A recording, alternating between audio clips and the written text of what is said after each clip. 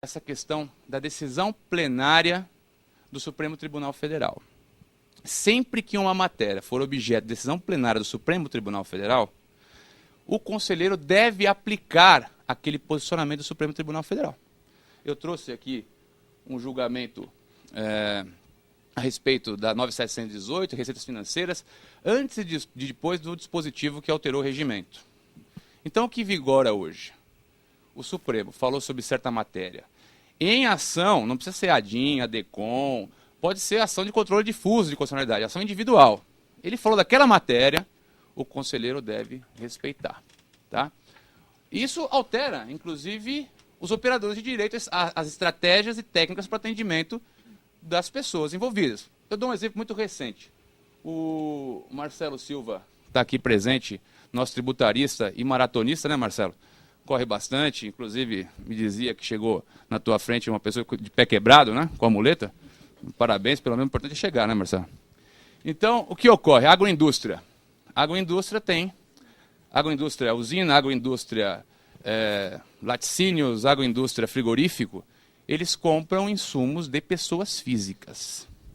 Na legislação tem uma contribuição patronal sobre a pessoa física, incidente sobre a aquisição. Né? O Fundo Rural, por exemplo, é o exemplo mais clássico disso. 2,4% na aquisição, quem recolhe é a pessoa jurídica, a agroindústria. Pois bem, essa matéria já foi objeto de decisão plenária do Supremo Tribunal Federal. E os fiscais da Receita Federal do Brasil, né, antes do INSS, hoje incorporados na Receita Federal do Brasil, estão lançando ainda essas contribuições. O que fazer o contribuinte? Vai ingressar com mandato de segurança para conseguir uma liminar, para suspender a exigibilidade, que não evita o lançamento? Né? Quer dizer, consigo eliminar, faz o lançamento, não lança sem multa, mas lança, constitui com Selic. Ou simplesmente queda-se inerte. Queda-se inerte, o que vai fazer o fiscal? Vai lavrar o auto. Só não vale perder o prazo da autuação. Né? Defende, impugna nos 30 dias. Com essa impugnação, esse dispositivo aqui do regimento, a própria DRJ, que é um colegiado de julgadores do próprio fisco, a primeira instância administrativa, deve aplicar o posicionamento do Supremo Tribunal Federal.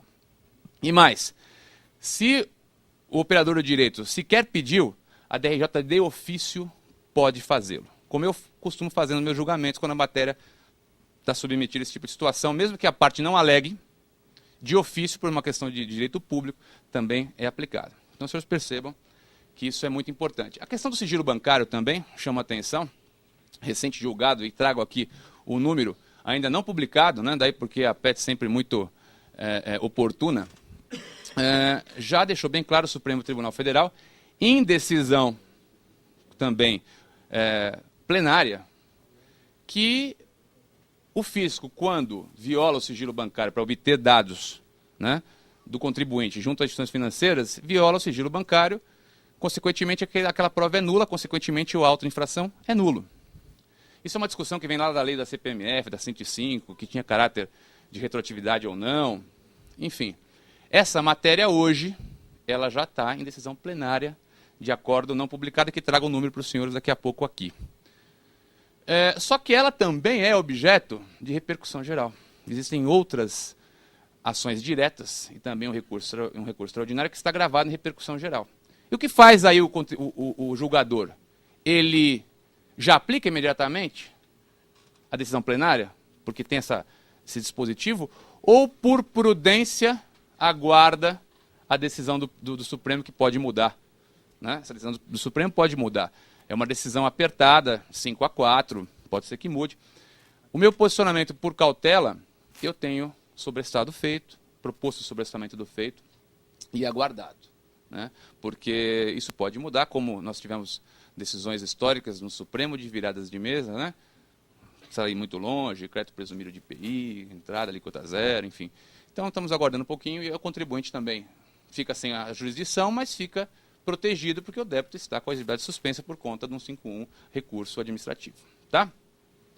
Muito bem, vamos aqui entrar, feitas essas ponderações iniciais, vamos às súmulas propriamente ditas. Tá?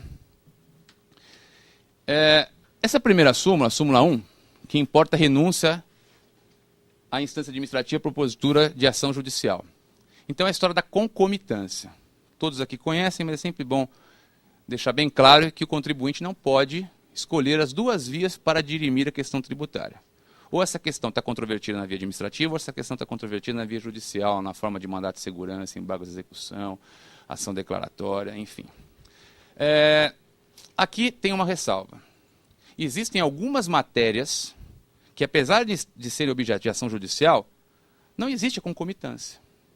Eu tenho um caso clássico, onde um cliente meu questionou o PIS/COFINS importação, conseguiu uma liminar para não pagar o PIS/COFINS importação, ratificada por sentença, efeito dessa sentença está vigorando até hoje. Ele não paga PIS/COFINS importação enquanto não se julga a apelação. Pois bem, o fisco em cada desembaraço aduaneiro constitui o crédito tributário. Para cada DI vira um auto de infração. Então, ele está lá com auto de infração de todas as cores, qualidades, sabores, tá certo? Cheio de auto de infração. Nós estamos defendendo. Agora, a defesa não é da concomitância. A defesa é o seguinte. O que acontece? Ele não paga na entrada, mas ele paga na saída. Quando ele oferece a tributação, quando ele vende o produto, já que ele não pagou e está exonerado por decisão judicial, ele tributa totalmente na saída. Consequentemente, aquele auto de infração não está retratando uma questão econômica que aconteceu logo depois. Então, esse auto é nulo por essa razão. Daí porque não prevalece a concomitância da súmula aqui. Então, senhores, fiquem atentos.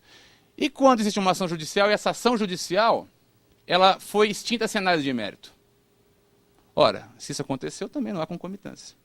Né? Já debati muito isso em questão. A Fazenda, PGFN, está cada vez mais atenta com relação a isso. Tive um caso recente onde essa questão da concomitância surgiu no embargo de declaração. Né? Já acabou a jurisdição, a corte já tinha saído, já tinha lavrado. O embargo de declaração e, de fato, havia concomitância, anula-se o julgamento. Né? Fiquem atentos com concomitância e só pode ingressar com ação judicial daquilo que não tem concomitância. Tá bom? Outra súmula interessante é que o CARF não pode se pronunciar sobre constitucionalidade da lei. A questão dessa constitucionalidade e da interpretação à base dos princípios, dos artificialismos, né, as interpretações conexas, tudo isso é afeto do judiciário. O CARF, ele tem que aplicar as regras, pode afastar, por exemplo, a menção normativa, não está afeto a IN, quem está afeto a IN é a DRJ da primeira sessão de julgamento, como também os fiscais, mas tem limites. Agora, existe uma exceção que eu ressalvo aqui, sempre que a matéria for julgada pelo Supremo Tribunal Federal em decisão plenária, tem que comungar. Então acaba julgando constitucionalidade apenas nesse caso. Tá? O que eu vejo muito nas defesas são páginas e mais páginas questionando o direito material, questionando a constitucionalidade. Tudo isso só aplica à súmula. Né? Como nenhuma contestação pode ficar sem resposta, nós relatamos e aplicamos uma súmula, porque, lamentavelmente, não é possível questionar a constitucionalidade dessas normas. Tá? Ainda, essa súmula 3 aqui é a famosa trava dos 30, né? Que a partir de 95 vigorou a trava dos 30, né? do prejuízo saldo de períodos anteriores. Muita gente questionou isso no judiciário, isso já passou pelo Supremo Tribunal Federal, então se não bastasse a súmula também tem repercussão geral. O Supremo entendeu que essa trava dos 30 é absolutamente legítima porque não impede a utilização do prejuízo, é apenas um marco temporal, você vai usar no final. E que pese aqueles que discordem, hoje é o que vigora. E não adianta ficar preparando um recurso com 200 páginas, citando todos os autores sobre a ilegalidade da trava, porque a trava hoje está sumulada. Okay? Essa súmula 4, os juros moratórios incidem sobre o débito tributário administrados da Receita Federal são devidos no período de inadimplência à taxa Selic. Então, essa aqui é a súmula 4, é a taxa da Selic. Outro assunto recorrente também nas defesas. A Selic é indevida. A Selic é ilegal. Boa parte. Bem, senhores, existe súmula para a Selic. Já havia uma discussão se a questão da Selic estava em repercussão geral. Teria que suspender. Só que a questão da Selic em repercussão geral não é da lei federal, é de uma lei estadual. Então, hoje aplica-se a súmula. E já foi julgado e foi mantido também. Mas já vi subestamento feito alegando essa questão. Mas não era, aquilo não tinha nada a ver, a legislação era estadual. Né? Então, a Selic também não é um bom argumento para tentar derrubar uma autuação. Tá? Para derrubar uma autuação, no âmbito do recurso administrativo, a questão são provas. Né? Nós temos que entrar nas provas, se o fiscal fez um bom trabalho, construiu um cenário probatório, nós temos que desconstituir esse cenário, e se o auto for de presunção, aí o ônus está invertido e o contribuinte tem que demonstrar que não agiu de forma indevidamente, né? De forma indevida. Muito bem, vamos lá. Essa súmula 9 eu fiz questão de colocar a respeito da notificação por via postal.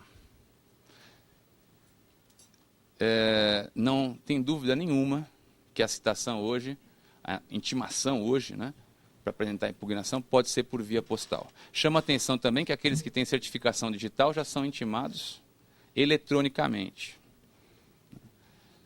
já com prazo regular na 11941. Então a intimação, além de ser postal, também é eletrônica. Eu recebi recentemente uma notícia de um auto de infração relevante que nós acompanhamos e o contador comunicou dizendo, olha, consegui baixar lá do sistema e tal. Agora vamos esperar a intimação do via postal para poder apresentar a defesa. Não, já está correndo o prazo. Você já tomou ciência, já está legalizado, já está legitimado, certificado digitalmente, já está correndo o prazo, fica atento, o prazo é esse, e vão propor impugnação. Tá? Intimação via postal existe, como existe também intimação via... E agora, aquela história do porteiro, também o advogado adora colocar isso daqui, né? Não, a citação, o ato nobre, na intimação equivalente à citação, tem que citar a pessoa com poderes, nada disso, hein? A legislação supriu isso daí, é só citar no endereço válido. Agora a empresa mudou, não alterou o cadastro, o problema dela, a citação é válida, hein? Tá? A única citação por via postal que não é válida é do AR negativo, o AR não assinado. Foi lá embaixo, não tinha porteiro, ele voltou, o correio não assinou, aí não é válida a citação. Aí tem que seguir os trâmites para citação por edital, tudo aquilo que é regrado na legislação federal. Ok? Prescrição intercorrente, súmula 11.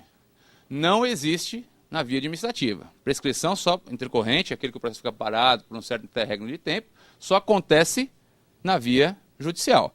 Aqui, se o fisco, por uma questão administrativa, não processa, não julga, não transita, fica arquivado, fica num setor ali, SECOG, que é da Receita, aguardando distribuição, nada disso conta para efeito de prazo, tá? De prescrição intercorrente, ok?